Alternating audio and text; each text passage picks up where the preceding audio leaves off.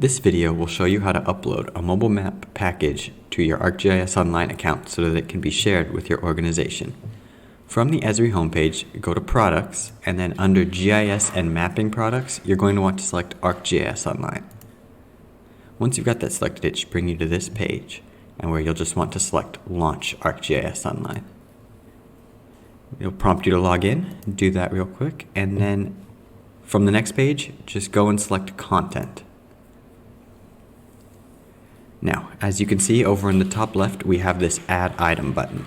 If we go ahead and click that, we're going to want to choose From Your Computer, which will open up a window asking you to choose the file path. Go ahead and choose the file from where you saved it, and it'll ask you for a name and at least one tag.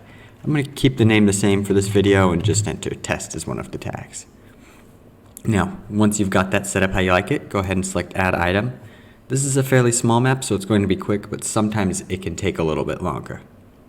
Now, and when it's finished, it should take you to the Files page, which you can also get from the Content page after uploading it.